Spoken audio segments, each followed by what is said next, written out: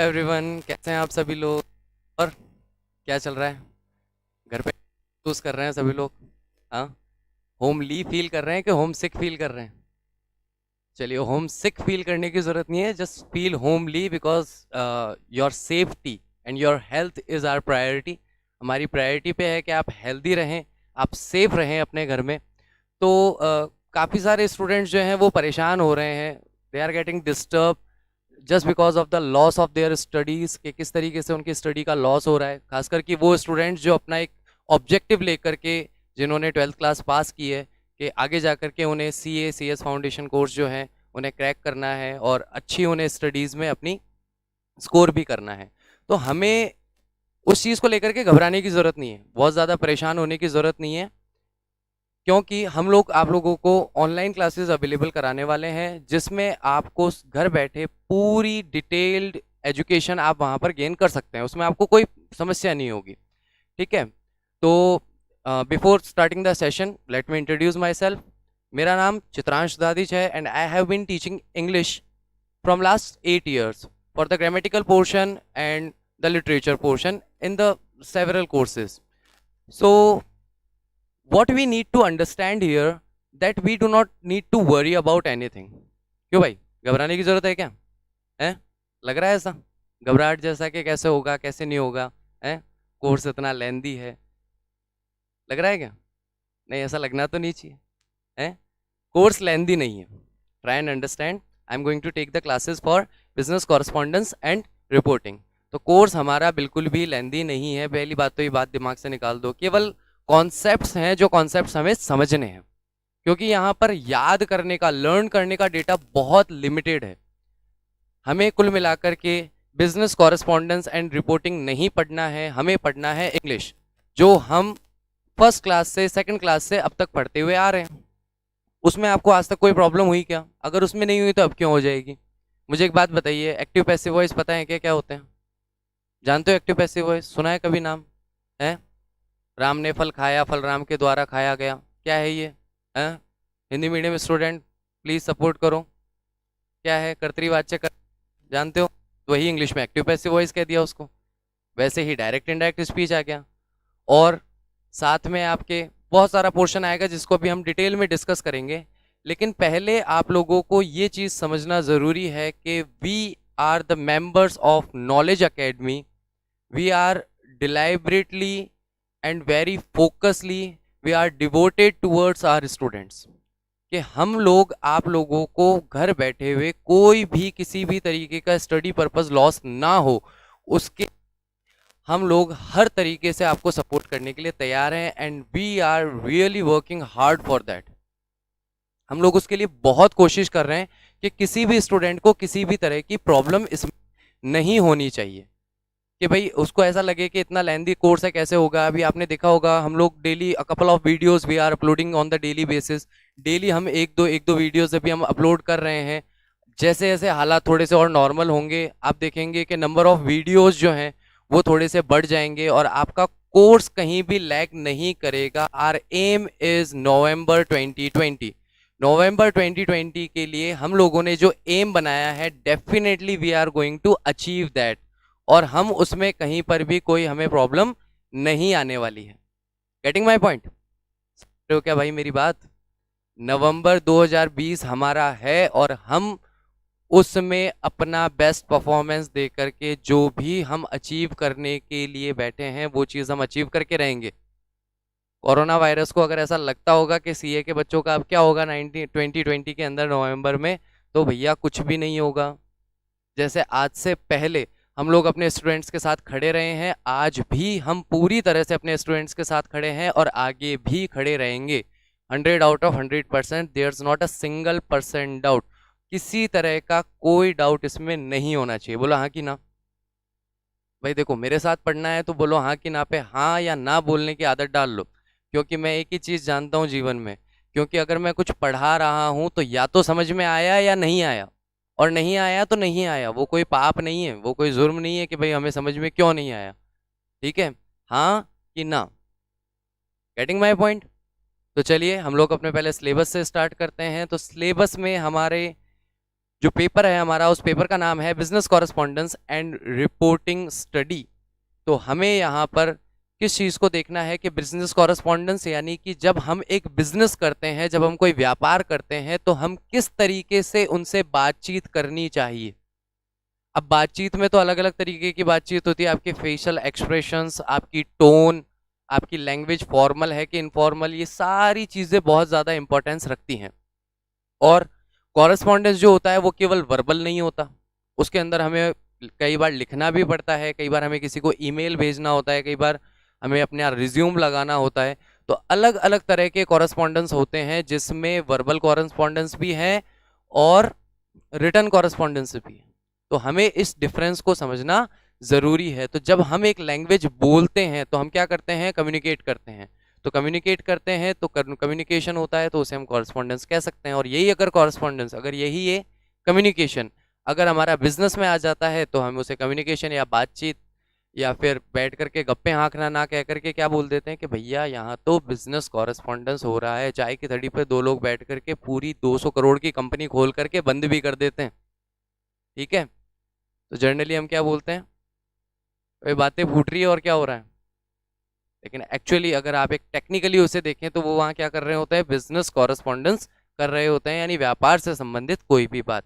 Reporting का मतलब ये होता है कि कोई भी चीज़ जो आप लिखें और लिख करके कम्युनिकेट करें, एनी मीडियम ऑफ राइटिंग, वो लेटर हो सकता है, वो ईमेल हो सकता है, वो किसी तरह का नोटिस हो सकता है, वो किसी तरह का करिकुलम हो सकता है, करिकुलम विटे हो सकता है, सीवी हो सकता है, आपका रिज्यूमे हो सकता है, ठीक है। अलग अलग चीज़ें हो सकती हैं जो रिपोर्टिंग में आती हैं। अब इसमें सबसे पहला चैप्टर हम लोग यहाँ पर देख रहे हैं, सबसे फर्स्ट चैप्टर हमारा क्या है, कम्युनिकेशन।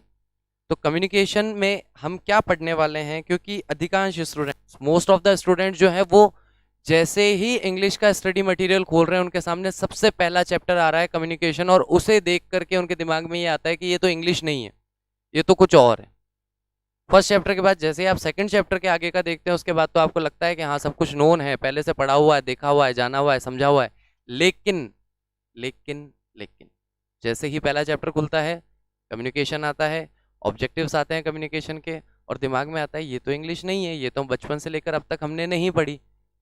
लेकिन एक बार अगर आप उसे गॉन थ्रू करेंगे तो आपको पता चलेगा कि उसमें से एक भी ऐसा सिंगल एस्पेक्ट नहीं है जो आपके लिए अननोन हो, जिसे आप जानते नहीं हो, जिसे आप समझते नहीं। Getting my point. जैसा आज तक हम लोग बात करते आए हैं, बस वो बातों को टेक्निकली कैसे समझना है। जैसे मैं आपसे कुछ कह रहा हूं, तो मैं कौन हूं, कौन हूं मैं, I am the sender of the message. मैं वह व्यक्ति हूं जो मैसेज को सेंड कर रहा है, और आप लोग मेरी बात को सुन रहे हो, तो आप लोग कौन हो, तो रिसीवर हैं। तो अब इसे हम सेंडर और रिसीवर कह देंगे तो ये बात टेक्निकल हो जाएगी, और अगर हम जर्नली इसे ये कहेंगे भाई बोलने वाला और सुनने वाला, तो ये बात जर्नलाइज हो गई।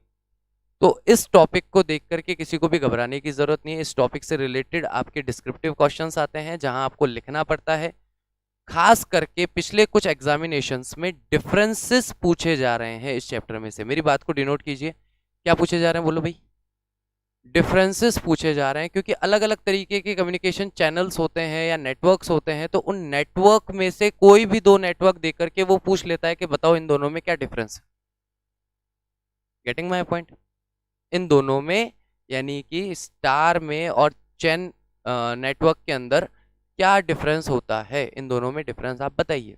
तो वहां पर आपको ज़्यादा नहीं, ढाई तीन लाइन में उनका एक छोटा सा इंट्रोडक्शन देना होता है, और इससे ज़्यादा और कुछ भी नहीं करना होता है। और इसमें अगर आप एक एग्जाम्पल डाल दें तो बिल्कुल ये हो गया कि साहब फीकी दाल के अंदर तड़का पड़ गया।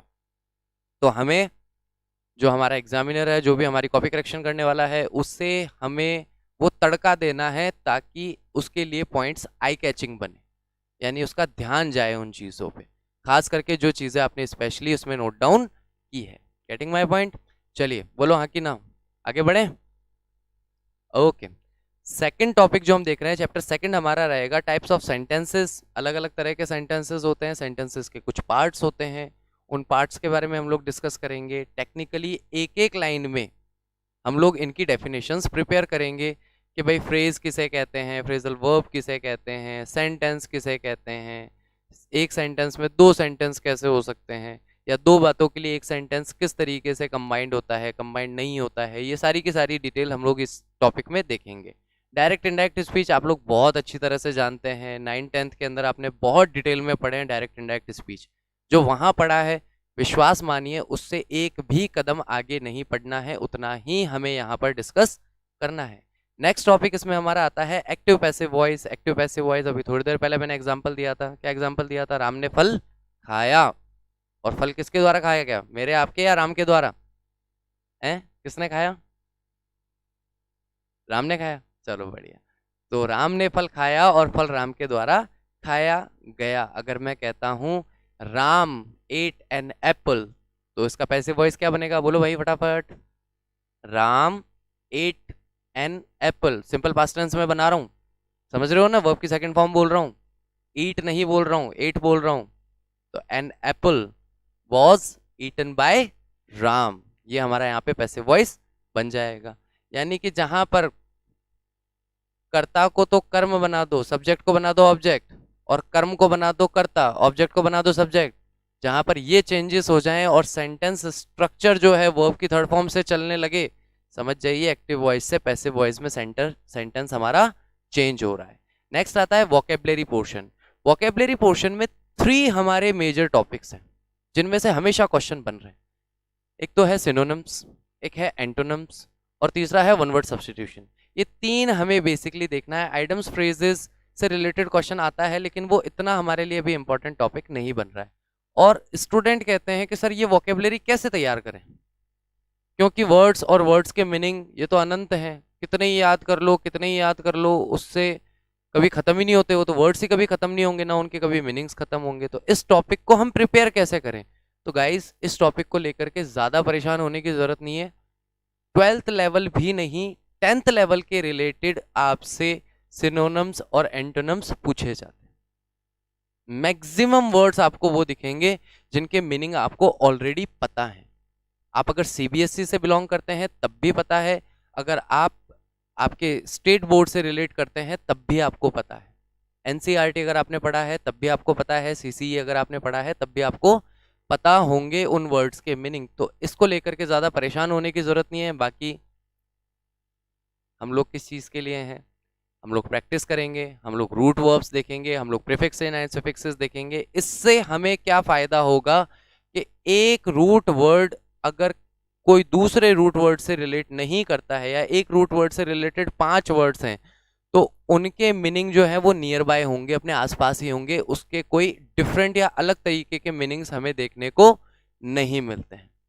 ये तो फायदा हुआ रूट वर्ब्स का। नेक्स्ट हम इसके अंदर देखते हैं एंटोनिम्स और सिनोनिम्स। वो हम लोग क्यों देखने वाले हैं? वो हम लोग इसलिए देखने वाले हैं क्योंकि अगर हमें किसी वर्ड का एंटोनिम बनाना है, क्लियर अनक्लियर, अगर हमने इसमें प्रीफिक्स लगा दिया तो बताओ हमें हमारा एंटोनिम मिला कि नहीं मिला? तो प्रीफिक्स और सफिक्स जोड़ करके किसी भी वर्ड को यूजफुल, यूजलेस, अगर फुल लगाया पॉजिटिव, लेस लगाया नेगेटिव, तो प्रीफिक्स और सफिक्स जोड़ करके किसी भी वर्ड को कैसे हम एंटोनिम में चेंज कर सकते हैं या उसका सिनोनिम हम लोग ढूंढ के निकाल सकते हैं, इस बारे में हम लोग डिटेल में डिस्कशन करेंगे। चलिए नेक्स्ट इसके बाद आता है आपका कॉम्प्रिहेंशन पैसेज।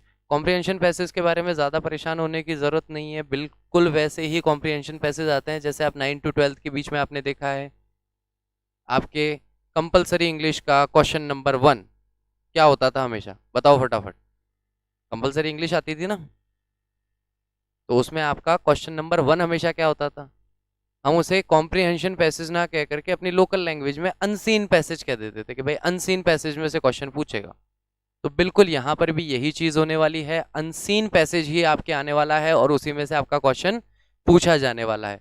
तो इसको लेकर के भी पैनिक करने की जरूरत नहीं है, और खास करके इस चीज का याद रखना कि यहाँ पर भी आपकी अंडरस्टैंडिंग पर जो क्वेश्चन बनने हैं वो 20% है, और जो आपके लिटरेरी क्वेश्चंस बनने हैं वो 80% है। कैसे है कि भाई पढ़ करके आपने क्या समझा उस पर क्वेश्चन 20% बनेंगे, और क्या लिखा हुआ है उसको ढूंढ करके बताना 80% का मार्जिन आपका कवर करेगा। Getting my point? तो इसमें तो कोई टेंशन नहीं है ना, ये तो क्लियर है। चलिए नेक्स्ट टॉपिक की तरफ बढ़ते हैं, नोट मेकिंग। 12th क्लास में पढ़ा है, 11th क्लास में भी पढ़ा है, कैसे नोट बनाए जाते हैं, ठीक है, कैसे किसी चीज़ को समराइज किया जाता है, पॉइंट्स में बनाया जाता है। Introduction to basics of writing, basically हमें राइटिंग कैसे करनी होती है। तो राइटिंग पहले दो तरह की हो गई, फॉर्मल हो गई और इनफॉर्मल हो गई। तो इनफॉर्मल राइटिंग से तो हमारा ज़्यादा कोई मतलब है नहीं यहाँ पे, हमारी यहाँ पे सारी की सारी राइटिंग जो है वो फॉर्मल राइटिंग होनी है। तो फॉर्मल राइटिंग के अंदर मुझे कुछ पॉइंट्स आप लोग बता सकते हैं क्या, कि फॉर्मल राइटिंग में किस किस चीज़ का ध्यान रखना चाहिए। राइटिंग का मतलब यहाँ गाइस हैंड राइटिंग से मत ले लेना, हैंड राइटिंग मतलब वो अलग चीज़ है, हैंड राइटिंग आपकी कैसी है वो तो आपको अच्छी ही रखनी है। और उसकी सबसे बढ़िया टेक्निक बताता हूँ, मेरे पिताजी कहते थे, बोले भाई लेटर्स को तो रख पास पास और वर्ड्स को रख दूर दूर, यानी कि डिस्टेंस जो होना चाहिए वो वर्ड्स में होना चाहिए, लेटर्स में नहीं होना चाहिए। लेकिन इतने भी ज़्यादा नहीं कि बिल्कुल चिपका के ही लिख दो। Getting my point. अगर आप एक वर्ड से दूसरे वर्ड के अंदर अगर एक बेसिक डिस्टेंस रखते हैं तो आपकी राइटिंग कितनी भी गंदी हो वो दिखने में हमेशा अच्छी लगेगी। वो तो जब बहुत ज्यादा गौर से देखा जाएगा तब पता चलेगा कि राइटिंग गंदी है, वरना आप एक जर्नल प्रोस्पेक्टिव से देखोगे, अरे नहीं यार बच्चे की राइटिंग बहुत अच्छी है। एक बार ये चीज घर पे ट्राई करके देखना, बड़ा मजा आएगा, ठीक है। नेक्स्ट इसके अंदर हमारा आता है, तो बेसिक्स ऑफ राइटिंग के बारे में हम लोग बात कर रहे हैं। तो बेसिक्स ऑफ राइटिंग के अंदर हमें कुछ चीज़ें ध्यान रखनी होती है। जैसे लॉन्ग राइटिंग करते हैं तो पैसिव वॉइस के सेंटेंस लिखे जाते हैं, कभी एक्टिव वॉइस के सेंटेंस नहीं लिखे जाते, ठीक है, क्योंकि एक्टिव वॉइस के सेंटेंस में मिस्टेक्स होने की पॉसिबिलिटी बहुत ज़्यादा होती है। वर्ब की फर्स्ट फॉर्म कहाँ लगाऊं, सेकंड फॉर्म कहाँ लगाऊं, थर्ड फॉर्म कहाँ लगाऊं, बार बार सोचना पड़ता है। लेकिन जब पैसिव राइटिंग हम लोग करते हैं, पैसिव वॉइस में जब हम राइटिंग करते हैं तो वर्ब की हमेशा थर्ड फॉर्म ही लगती है, तो उसको लेकर के हम कभी कंफ्यूज नहीं होते, उसमें ज़्यादा प्रॉब्लम नहीं आती।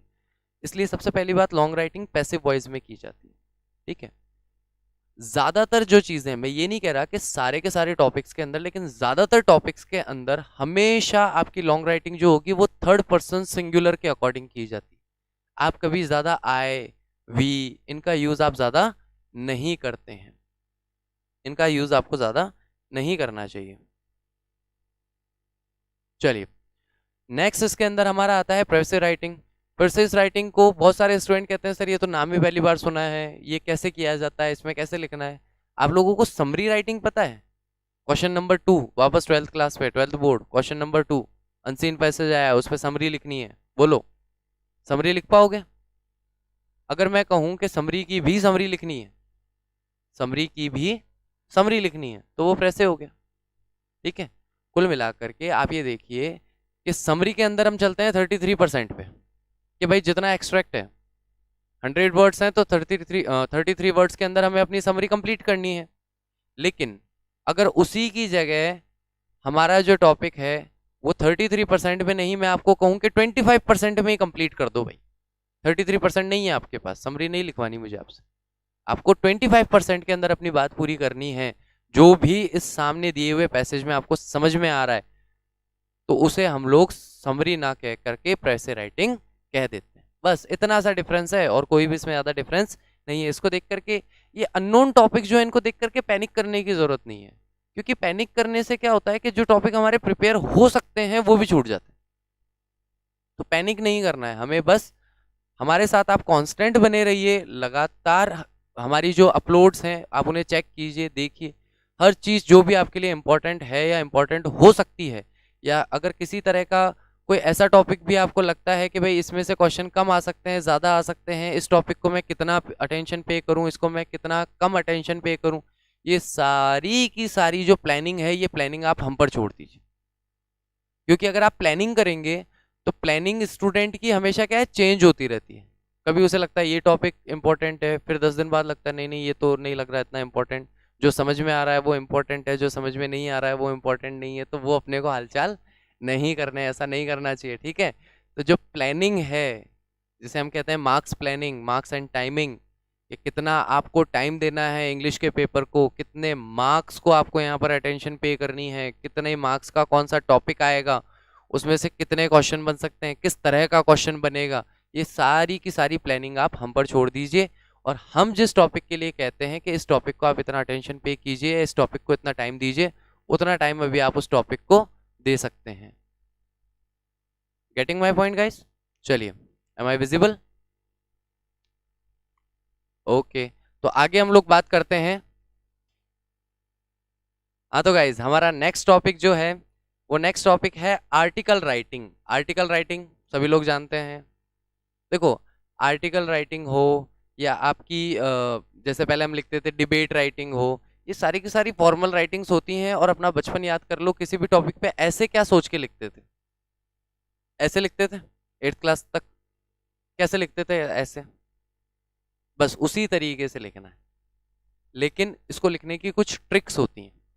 ज्यादातर स्टूडेंट्स क्या कहते हैं कि सर, जैसे हमें कहा जाता है कि 150 वर्ड्स के अंदर आर्टिकल लिखिए, तो हमारी नैया 50 60 70 तक तो तैरती रहती है, 70 वर्ड्स 75 वर्ड्स।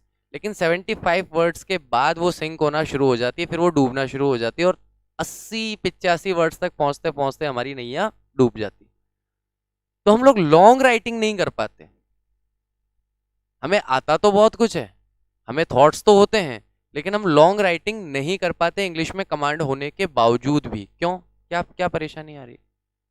वहां हमें केवल एक चीज ध्यान रखनी है कि जितने भी आपके आइडियाज हैं, उन आइडियाज को आप तरीके से लिखें और एक सीक्वेंस में लिखें। कोई भी चीज कहीं पर भी लिखने की नहीं होती है। Getting my point? First topic अगर इंट्रोडक्शन है तो इंट्रोडक्शन में इंट्रोडक्शन के ही पॉइंट्स लिखिए। इंट्रोडक्शंस के अंदर एक्सप्लेनेशन के पॉइंट्स मत लिखिए, क्योंकि इंट्रोडक्शन में अगर एक्सप्लेनेशन के पॉइंट लिख देंगे तो एक्सप्लेनेशन में क्या लिखेंगे? कमेंट के पॉइंट कमेंट में ही लिखिए, कंक्लूजन के पॉइंट कंक्लूजन में ही लिखिए। स्टूडेंट क्या करते हैं कि कंक्लूजन वाला जो पॉइंट है उसे इंट्रोडक्शन में भी लिखेंगे, एक्सप्लेनेशन में भी लिखेंगे, कमेंट में भी लिखेंगे, और उसके बाद आके कंप्लेन करेंगे कि सर 150 वर्ड्स बोले थे, आपके हिसाब से आपने कहा था कि भाई 2 4 5 वर्ड थोड़े ज्यादा ही लिख के आना, तो हम लोग 160 165 तक लिख के भी आ गए, फिर भी हमारे मार्क्स नहीं आए। मार्क्स इसलिए नहीं आए क्योंकि रिपीटेशन ऑफ थॉट या repetition of point is not acceptable. कि आप एक ही पॉइंट को लैंग्वेज चेंज कर करके बार बार लिखते जाएंगे, तो वो वर्ड लिमिट को एक्सीड करने से वैसे क्या मतलब है? अपने थॉट्स को हमें कैसे मैनेज करना होता है, जब हम इस टॉपिक को पढ़ेंगे तब मैं आपको बहुत अच्छी तरीके से ये चीज समझाऊंगा कि एक शेर जब लंबी कूद लेता है तो कभी भी जहां खड़ा होता है वहां से नहीं कूदता है, 2 कदम पीछे जा करके और फिर रन अप लेकर के कूदता है। आपको भी अगर कूदनी हो लंबी कूद, लॉन्ग जंप अगर आपको करनी हो, तो कैसे करेंगे? भाग के आके करेंगे या जहां खड़े हैं वहीं से कूद जाएंगे? तो हमें थोड़ा सा पीछे आना होता है टॉपिक से, ध्यान रखना। जो भी टॉपिक है हमारा उससे थोड़ा सा पीछे आ जाओ। पीछे हटना हमेशा हारना नहीं होता है। क्या कहते हैं, रण जीतने के लिए कभी कभी रण छोड़ना भी पड़ता है। हाँ, अच्छा डायलॉग लगा था, मुझे जीनियस मूवी का था कि कभी कभी रण को जीतने के लिए रण को छोड़ना भी पड़ता है। हमें यहाँ छोड़ना नहीं है, हमें बस थोड़ा सा पीछे होना है। ठीक है? आपका टॉपिक है एजुकेशन, तो जाइए थोड़ा सा एजुकेशन की हिस्ट्री में। अगर आपका टॉपिक है वायरसेस, तो जाइए थोड़ा सा वायरसेस की हिस्ट्री में, क्योंकि हिस्ट्री आपको कुछ नहीं करती, बहुत सारा डेटा दे देती है लिखने के लिए, जिससे आपकी नैया कभी बीच मझधार में नहीं डूबती है। बोलो हाँ कि ना? Getting my point? जो भी टॉपिक आपके दिमाग में आ रहा है उस टॉपिक का बस थोड़ा सा हिस्ट्री के अंदर चले जाइए, कम से कम वो हिस्ट्री आपको 5 लाइन्स दे जाएगी, 5 से 7 लाइन आराम से वो हिस्ट्री आपको दी जाएगी। चाहे वो एजुकेशन हो, चाहे वो टेक्नोलॉजी हो, चाहे वो हेल्थ हो, चाहे वो कोई भी टॉपिक हो, सोशल टॉपिक हो, रिलीजियस टॉपिक हो, उस पर आप आराम से लिख सकते हैं, बहुत ज़्यादा लिख सकते हैं। बस हमें क्या करना होता है, 2 कदम पीछे आ जाना चाहिए, यानी उस टॉपिक की हिस्ट्री से ज़्यादातर आप अपना टॉपिक स्टार्ट कर सकते हैं। इंट्रोडक्शन देने के जस्ट बाद में उसकी हिस्ट्री में चले जाइए। सबसे पहले तो एक्सप्लेनेशन करने के लिए आपको बहुत ज़्यादा डेटा मिल जाएगा, प्लस उसमें आपके नेगेटिव मार्क्स नहीं जा सकते हैं। मॉडर्न टेक्नोलॉजी की बात करेंगे तो पहले ये बताना पड़ेगा कि मॉडर्न कैसे है। जब तक हिस्टोरिकल जो टेक्नोलॉजी है या हिस्ट्री रिलेटेड जो टेक्नोलॉजी है, अगर उसे एक्सप्लेन नहीं करेंगे, तब तक किसी भी टेक्नोलॉजी को कैसे प्रूव करेंगे कि वो आज के समय की है, that is modern? How will you explain that? Getting my point? तो किसी भी टॉपिक को लेंदी करने के लिए उसकी हिस्ट्री सबसे बेस्ट पार्ट होती है। Getting my point? हिस्ट्री में जाओ और हिस्ट्री बनाओ। चलिए नेक्स्ट टॉपिक की तरफ बढ़ते हैं, रिपोर्ट राइटिंग। रिपोर्ट राइटिंग यहाँ पर दो तरीके की हमें देखने को मिल रही है साहब। एक तो जो आपकी बिजनेस रिपोर्ट्स होती हैं वो, और बेसिकली स्कूल मैगजीन्स वगैरह में जो लिखी जाती है वो। रिपोर्ट राइटिंग हम पहले भी देख चुके हैं। WH वर्ड्स का आंसर देते जाइए और अपनी रिपोर्ट राइटिंग को आगे बढ़ाते जाइए, लॉजिकली, इलॉजिकली नहीं। Getting my point? Report writing में अगर हम बेसिक रिपोर्ट राइटिंग की बात करें तो केवल WH वर्ड्स का इस्तेमाल करना होता है, मतलब उन WH वर्ड्स का आपको आंसर देना होता है। कैसे आंसर देना होता है? क्यों, कब, कहाँ, कैसे, किस लिए, कौन, इनका जवाब देते जाओ इवेंट के बारे में, और आपकी रिपोर्ट राइटिंग आगे से आगे बढ़ती चली जाएगी। जाएगी कि नहीं जाएगी? और जब बिजनेस रिपोर्ट्स की बात आती है तो वहां पर आपको एक टास्क दिया जाता है, और उस टास्क में आपने कब, कैसे, कहाँ, क्यों, क्या किया और क्या उसका कंक्लूजन निकला। जैसे मैंने आपको कहा कि साहब आपकी सीए फॉर्म के अंदर चोरी हो गई, मुझे रिपोर्ट सेंड करो। तो अब आप क्या करेंगे? सबसे पहले देखेंगे क्या हुआ साहब, चोरी हुई, ठीक है साहब, किसने की नहीं पता, ठीक है साहब, कहाँ से हुई, कैसे हुई, कितना माल आया, कितना माल गया, उसमें से वो माल किसके पास था, उसका रेस्पॉन्सिबल पर्सन कौन था, उस रेस्पॉन्सिबल पर्सन से बात करेंगे, सीसीटीवी कैमरास चेक करेंगे। ये सारी की सारी बातें आपको अपनी रिपोर्ट में मेंशन करनी होगी। और उसके बाद में अगर आप कहते हैं कि साहब जो हमारे यहाँ के पियोन हैं वो चोर निकले, या जो हमारे MD के छोटे भाई हैं वो चोर निकले, तो वो चीज़ आप उसमें रिपोर्ट में मेंशन करेंगे कि चोरी किसने की।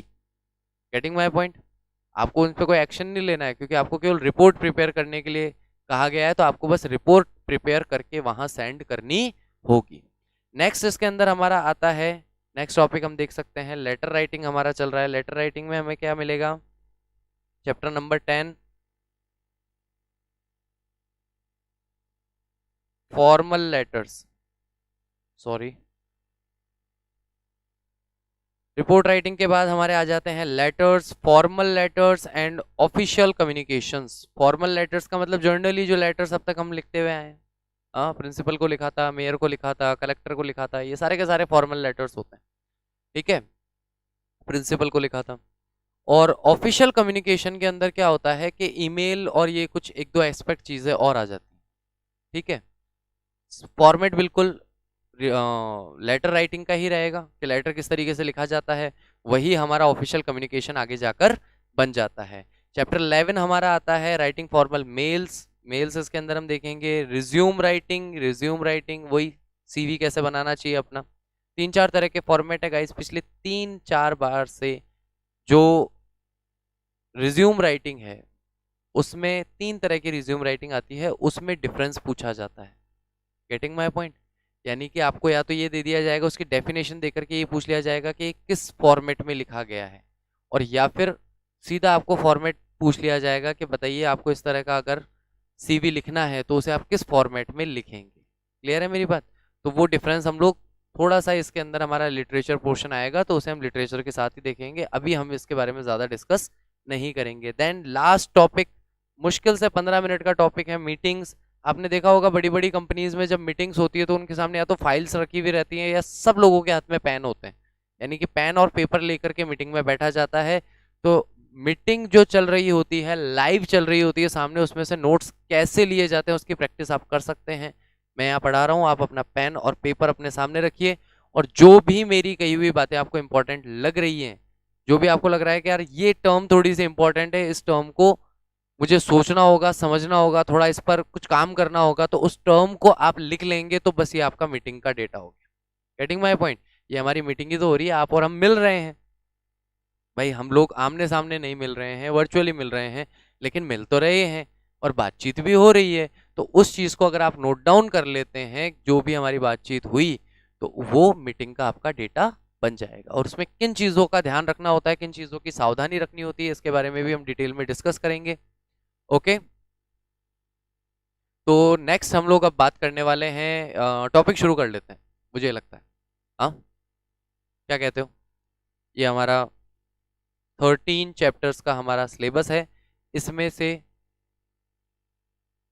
हमें सबसे पहला चैप्टर जो है वो थोड़ा अननोन सा लगता है, पहले पढ़ा हुआ नहीं होता है, जनरली स्टूडेंट्स इस टॉपिक से अवेयर नहीं होते हैं। तो हम लोग यही करते हैं कि सबसे पहला ही चैप्टर, सबसे पहला at first the first chapter we are going to start, that is our communication. How do we communicate? Technically how do we communicate? बचपन से बातें तो करते आ ही रहे हैं, और जो गर्ल्स स्टूडेंट होंगी मेरी वो तो बहुत अच्छे से जानती होंगी कि बातें कैसे की जाती हैं। बैक बेंचर्स वाले भी जानते होंगे बातें कैसे होती हैं। अभी भी कुछ लोग हो सकता है वीडियो के सामने दो चार फ्रेंड्स अगर साथ में देख रहे हो तो बातें ही कर रहे हो, लेक्चर चल रहा हो। तो ऐसा नहीं करने का है गाइस, बातें नहीं करनी है, थोड़ा सा यहाँ पे अभी अटेंशन देना है, पे अटेंशन हियर। चलिए, कम्युनिकेशन। तो कम्युनिकेशन के बारे में हमें क्या समझना ज़रूरी है या क्या चीज़ हमें देखनी ज़रूरी है कि हमें कम्युनिकेशन के बेसिक फंडामेंटल्स जो हैं वो क्लियर होने चाहिए कि कम्युनिकेशन एक्चुअल में होता क्या है, एक कम्युनिकेशन एक्चुअली क्या होता है, ये चीज़ हमें थोड़ी सी यहाँ पर क्लियर होनी चाहिए। ओके, तो चलिए सबसे पहले इसका इंट्रोडक्शन पार्ट देखते हैं। Chapter 1 communication, introduction. इंट्रोडक्शन में सबसे पहला वर्ड आता है communication is the process of exchanging information, ideas, thoughts, feeling, emotions through speech, signals, writings और बिहेवियर।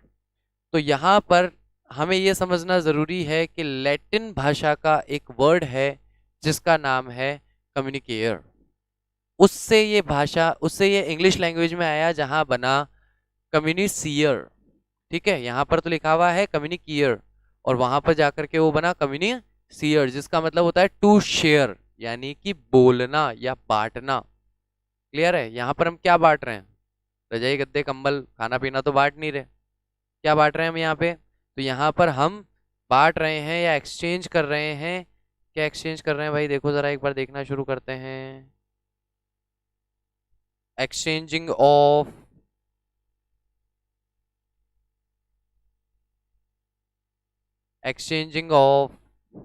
इंफॉर्मेशन। अब मेरे पास जो भी इंफॉर्मेशन है इंग्लिश के रिलेटेड वो क्या कर रहा हूँ मैं आप लोगों के साथ शेयर कर रहा हूँ। आइडियाज बता रहा हूँ ना आपको कि कैसे राइटिंग पोर्शन को अच्छा करना है, कैसे अदर एस्पेक्ट्स की तैयारी करनी है, तो ये मैं शेयर कर रहा हूँ। थॉट्स, मैं अपने विचारों को आपके साथ बांट रहा हूँ। फीलिंग्स, जो भी मैं महसूस करता हूँ वो आपके साथ नहीं बांटूंगा, अच्छा नहीं लगता क्लास में, देखो ठीक है, बाद में बांटेंगे फिर कभी किसी और के साथ।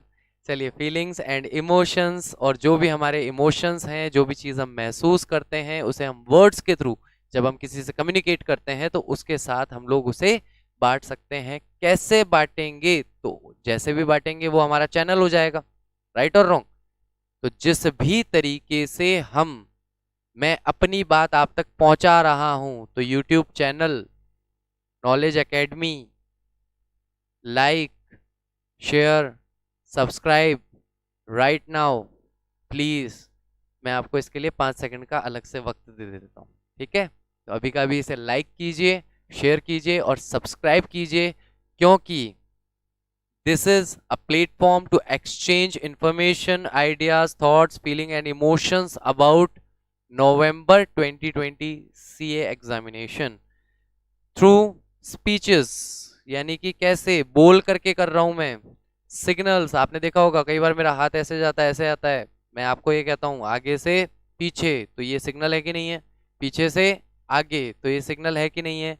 सिग्नल्स के बाद आता है राइटिंग, लिख करके भी कुछ चीज़ें आपके सामने दिख रहे हैं, सब सारी चीज़ें लिखी हुई है कि नहीं है? राइटिंग फॉर्मेट में है कि नहीं है? लिखा हुआ है सब कुछ आपके सामने, राइटिंग करके भी। और बिहेवियर यानी कि अपने व्यवहार के जरिए भी आप किसी चीज़ को सामने वाले को क्लियर कर सकते हैं, दर्शा सकते हैं।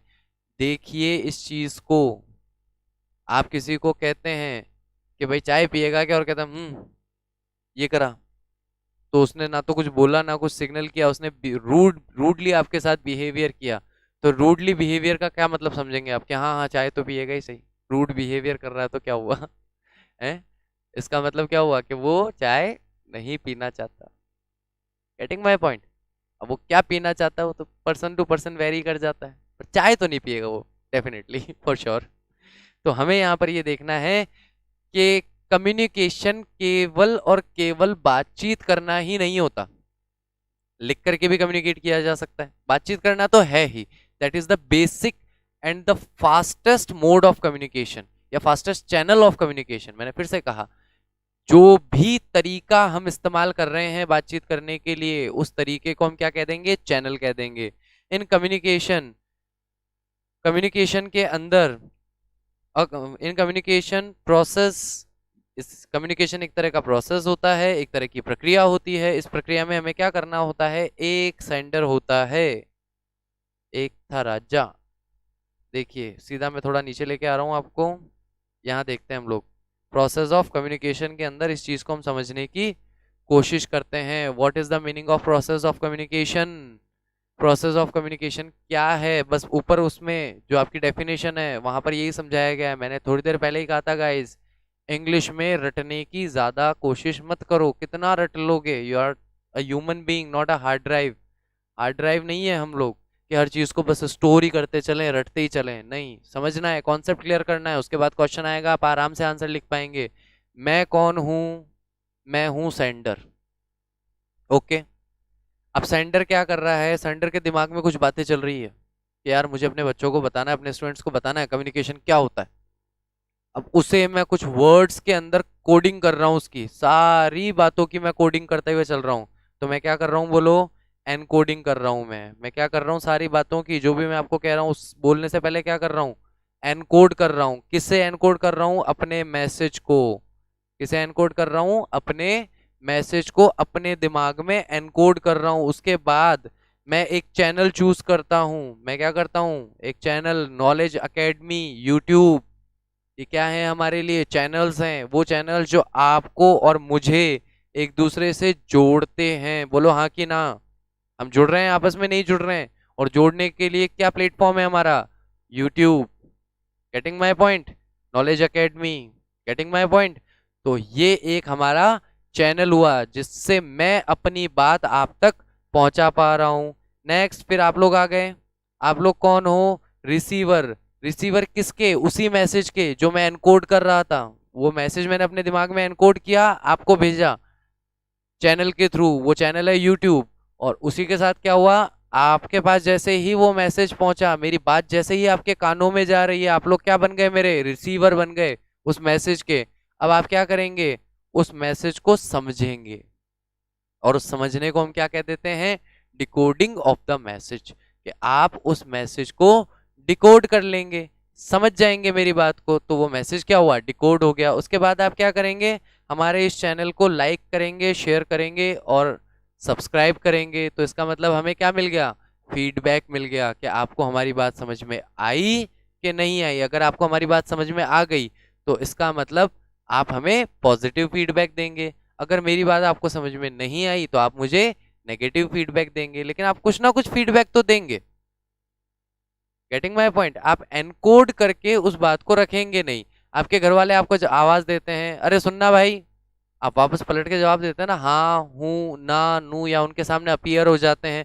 तो ये क्या होता है कि आपने उस मैसेज को सुना, सुन करके डिकोड किया, और डिकोड करके क्या किया, फीडबैक दिया।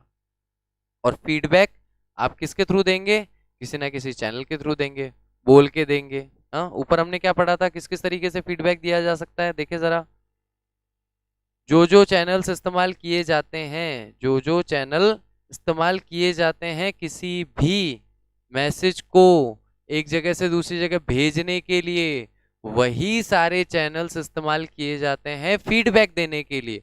आपने मेरी बात को समझ लिया, समझ करके मुझे फीडबैक दे दिया। आप मुझे फीडबैक कैसे देंगे, लाइक, शेयर और सब्सक्राइब के through.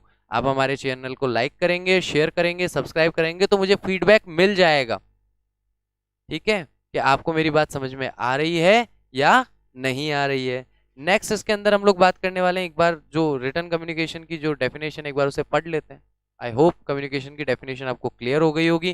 Communication is a process, a sender encoder encodes a message and then using a medium or channel sends it to the receiver decoder who decodes the message and after processing information send back appropriate feedback or reply using a medium or a channel। बस यही चीज है जो अभी हमने हिंदी में normally discuss की। ठीक है, थ्री इडियट वाली क्लास नहीं चल रही है भाई, कहना क्या चाहते हो? स्पष्ट शब्दों में हम लोग क्लियरली इस चीज को हम लोग अंडरस्टैंड कर सकते हैं कि किस तरीके से कम्युनिकेशन काम करता है। अब क्योंकि मैं मैसेज को एनकोड कर रहा हूं तो एनकोडर कौन हुआ, और क्योंकि आप मैसेज को डिकोड कर रहे हो तो डिकोडर कौन हुआ। तो सेंडर को सेंडर ना कह के एनकोडर कह दो, और रिसीवर को रिसीवर ना कह करके डिकोडर कह दो, क्योंकि सेंडर जो है वो मैसेज को एनकोड कर रहा है और रिसीवर जो है वो डिकोड कर रहा है। Getting my point. नेक्स्ट इसके अंदर हमारा आता है the main steps inherent all communication, यानी कि हर तरह के कम्युनिकेशन में कौन कौन सी चीजें बेसिक एसेंशियल होती हैं, जरूरी होती हैं, उसके बारे में हम लोग बात करने वाले हैं कि कौन कौन सी चीजें।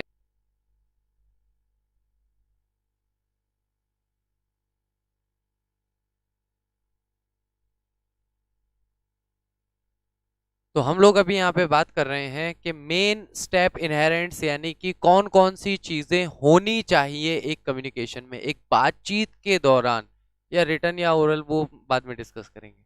किसी भी कम्युनिकेशन में जब भी किसी भी तरह की बातचीत हो रही है तो उसमें कौन कौन सी चीजें होनी चाहिए। सबसे पहला इसके अंदर आता है पर्पस और रीजन फॉर द कम्युनिकेशन, कि हम किस पर्पस से बातें कर रहे हैं। जैसे आप और मैं यहाँ बातें कर रहे हैं तो हमारा कोई ना कोई पर्पस है। हर वीडियो अगर कोई कॉमेडियन खड़ा होकर के कॉमेडी कर रहा है तो उसका भी एक पर्पस है कॉमेडी कर बोलने का। अगर चार लोग रात को बैठ करके और गप्पे मार रहे हैं तो इसका मतलब गप्पे मारना ही उनका पर्पस है, लेकिन बिना पर्पस के कभी भी कम्युनिकेशन नहीं होना चाहिए। राइट और रॉन्ग, यानी कि पर्पस जो होता है वो कम्युनिकेशन के अंदर जान डालता है, वो आपको उस डायरेक्शन में लेके जाता है जो डायरेक्शन आप पहले से ऑब्जेक्टिव अपना बनाते हैं अपने पर्पस के रूप में उसे। सेकंड आता है the contents of the message, कि मैसेज में आप क्या क्या बात कहने वाले हैं। जैसे कि आज का मेरा कंटेंट है दो चीजें, इंट्रोडक्शन ऑफ द कम्युनिकेशन और सिलेबस। अब ये दो मेरे कंटेंट थे, अभी मैं इन दो कंटेंट पे आज मैं पूरी की पूरी बात अपनी कह रहा हूं कि भाई इंट्रोडक्टरी पार्ट जो है कम्युनिकेशन का वो हो गया, मेन स्टेप्स जो कम्युनिकेशन के होते हैं वो हो गए, और प्लस हम लोगों ने सिलेबस भी डिस्कस किया है। Medium used for conveying the message, यहां पर तीसरी चीज जो है मीडियम, जिसे हमने क्या कहा था, क्या कह रहे थे इतनी देर से हम उसे चैनल कह रहे थे। राइट, कि जो चैनल हम लोग यूज करते हैं, जो माध्यम हम लोग इस्तेमाल करेंगे, जो मीडियम हम लोग यूज करेंगे, वो क्लियर होना चाहिए कि हम कौन से चैनल से अपनी बात करने वाले हैं। वीडियो कॉल से करेंगे, सामने जाके करेंगे, टेलीफोन पे करेंगे, लेटर सेंड करेंगे, ईमेल सेंड करेंगे, उसको लेकर के किसी भी तरह का कंफ्यूजन नहीं होना चाहिए। और गाइस मेरी बात समझना, चैनल को चूज करना भी अपने आप में बहुत इंपॉर्टेंस रखता है। मान लीजिए आप बारात में चल रहे हैं, अब आपको अपने दोस्त को कोई बात कहनी है, इंपॉर्टेंट है, उस समय मैसेज सबसे बेस्ट चीज है। अगर आप किसी व्यक्ति को कोई अपनी इमोशनल या भावनात्मक बात समझाना चाहते हैं, उसके लिए वीडियो कॉल सबसे बेस्ट चीज है। आपको जस्ट एक जर्नली एक मैसेज कन्वे करना है, लेकिन आपकी कोशिश है कि वो मैसेज जल्द से जल्द पहुंचे, तो उसके लिए टेलीफोन कॉल करना सबसे बेस्ट चैनल होगा। गेटिंग माय पॉइंट, डिफरेंसेस समझ रहे हैं कि आप एक बारात में चल रहे हैं, एक प्रोसेशन में चल रहे हैं, तो वहां पर क्या है कि शोर बहुत ज्यादा है, video call normal voice call आप नहीं कर सकते, तो मैसेज आप अगर सेंड करेंगे तो आप आराम से उस बात को सामने वाले को कन्वे कर पाएंगे। इमोशनल बात जब होती है तब क्या होता है, हम कहते कुछ और है, सामने वाला व्यक्ति समझता कुछ और है, लेकिन वीडियो कॉल पे आपके फेशियल एक्सप्रेशंस उसे दिखाई देते हैं। अरे यार मैंने तो मजाक में कहा था, मैं तो हंसते हुए ही बोल रहा था। आप फोन पे हंसते हुए बोलोगे, उसको दिखाई दे रहा है आप हंस रहे हो, उसे क्या पता। मिसकम्युनिकेशंस होते हैं ऐसी कंडीशन। Getting my point. तो मिसकम्युनिकेशन से बचने के लिए हमेशा अपने बेस्ट चैनल को आप चूज कीजिए। अगर आप किसी से बात कर रहे हो और आप चाहते हैं कि आपके पास इसका प्रूफ रहे, तो ईमेल राइटिंग कीजिए, ईमेल से आप उससे बात कीजिए। तो जो भी आपने बात कही या जो भी सामने वाले का रिप्लाई आया, वो कम से कम आपके पास विथ प्रूफ रहेगा। Getting my point. तो हमें अपना चैनल बहुत ही सावधानी से कम्युनिकेशन में, लाइफ में भी बहुत ही सावधानी से चुनना चाहिए। वो इंटरनेट हो सकता है, रिटन टेक्स्ट हो सकता है, स्पीच हो सकती है, पिक्चर्स हो सकते हैं। वेयर आर यू, मैं फोटो खींच के सेंड कर दूं, पीछे बोर्ड आ जाएगा, पढ़ा रहा हूँ, तो अपने आप ही सामने वाला समझ जाएगा अच्छा क्लास में पढ़ा रहा है, ठीक। उसका क्वेश्चन था, उसे उसका आंसर मिल गया, हमारे बीच में कम्युनिकेशन हो गया जस्ट थ्रू अ पिक्चर। एक पिक्चर के थ्रू हम वहां पर आराम से कम्युनिकेट कर सकते हैं। मीम्स बनते हैं, तो मीम्स क्या है मुझे बताओ। That is the medium of communication, और वो कम्युनिकेशन किस बेसिस पे हो रहा है, पिक्चर बेसिस पे हो रहा है। नेक्स्ट आता है गेस्चर्स, इशारा। खड़े हो जाओ, बैठ जाओ, बाहर जाओ, चुप रहो, बोलो, जोर से बोलो। तो गेस्चर के थ्रू भी हम अपनी बात किसी तक पहुंचा सकते हैं। गेस्चर का मतलब होता है इशारा, एंड सो ऑन, और इसी तरीके के बहुत सारे मीडियम्स हम आगे देखेंगे। ट्रांसमिटिंग द मैसेज, ट्रांसफर करना, ट्रांसमिट करना मैसेज को, मेरी बात को मैं आप तक पहुंचाऊं। अब ये सारी चीजें तो सही है, मेरे पास पर्पस भी है, कंटेंट भी है, मीडियम भी है, लेकिन मैं तो चुपचाप बैठा हूं, मैं तो कुछ नहीं कर रहा। तो कम्युनिकेशन कैसे होगा? पर्पस तो है मेरे पास, साथ में मेरे पास चैनल भी है, कंटेंट भी है जो मुझे बोलना है, लेकिन मैं तो बोल ही नहीं रहा, ट्रांसमिट ही नहीं कर रहा, चुपचाप बैठा हूं। तो क्या मेरी बात आप तक पहुंचेगी? क्या बोलो, हाँ कि ना? नहीं पहुंच पाएगी ना।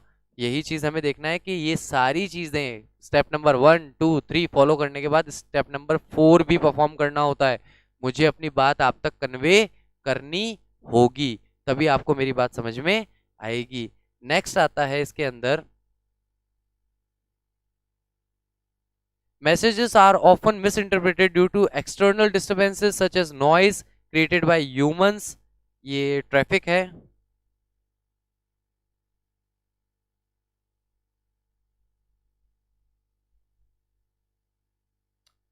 Okay, messages are often misinterpreted due to external disturbances. अभी बताया, बारात में चल रहे हो, फोन कर रहे हो, कह कुछ और रहे हो, सामने वाला समझ कुछ और रहा है, सुन कुछ और रहा है। तो डेफिनेटली अगर नॉइस होगा, किसी भी तरह का शोर होगा, जो इंसानों के द्वारा किया जाए, ट्रैफिक के द्वारा किया जाए, या नेचुरल फोर्सेस के द्वारा किया जाए। गाड़ी पे चल रहे हो, गाड़ी पे चलते चलते पीछे बैठ करके बात कर रहे हो, गाड़ी पे चलते हुए आगे कभी बात नहीं करना ना। Don't drive and talk on the cell phone या use your cell phone while you driving। okay, don't do that।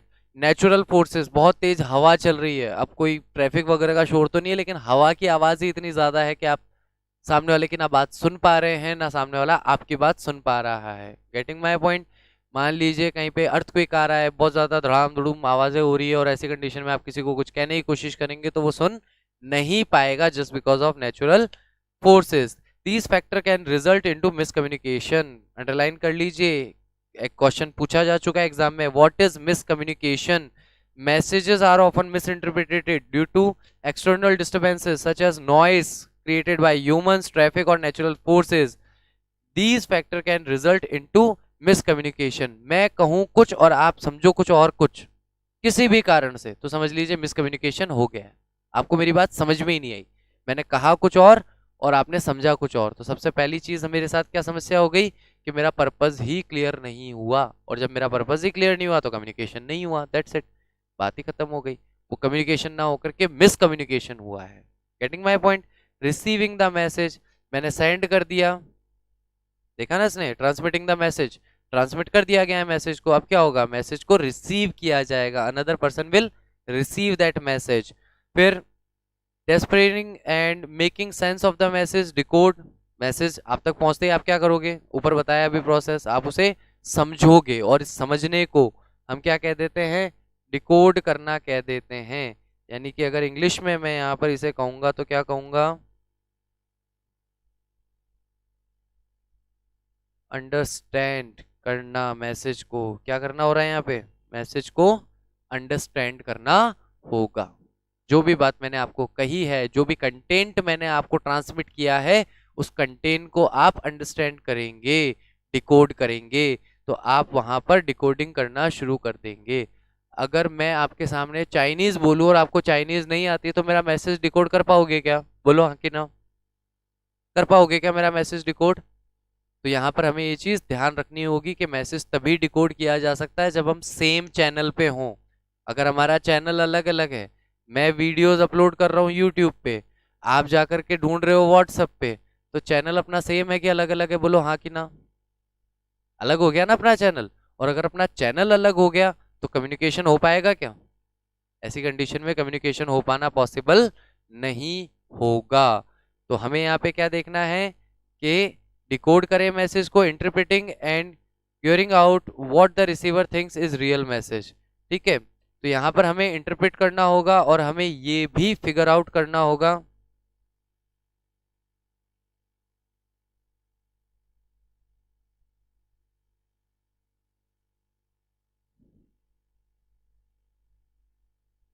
Figuring out, यहाँ ये भी फिगर आउट करना होगा कि रिसीवर उस रियल मैसेज के बारे में क्या सोचता है।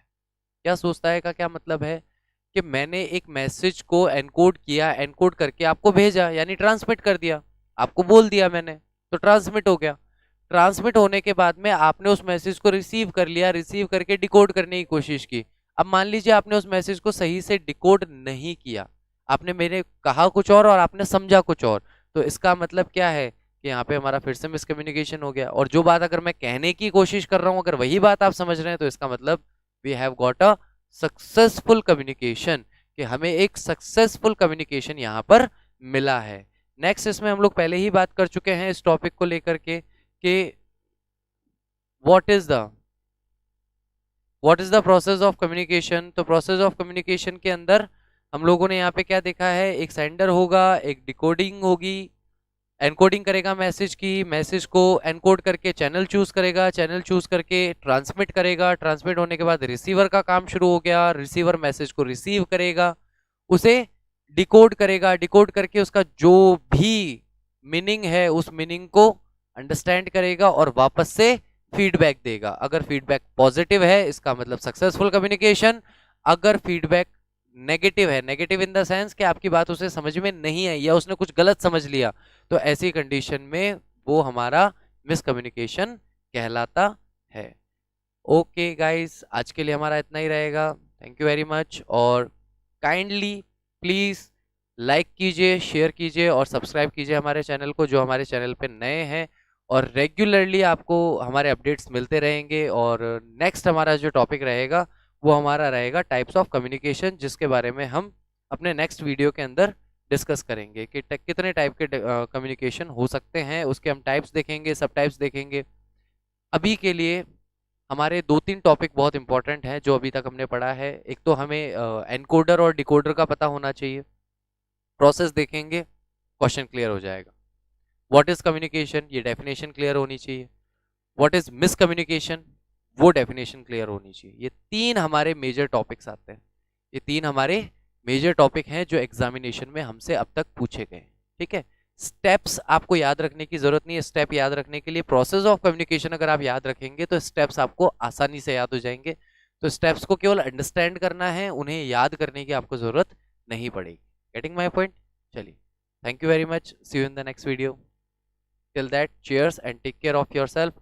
अपना ध्यान रखिए और हर तरह से आप स्वस्थ रहिए। बस ईश्वर से हमारी यही कामना है, और बाकी हम लोग आपके लिए काम कर रहे हैं, बस हमारे साथ बने रहिए। Thank you.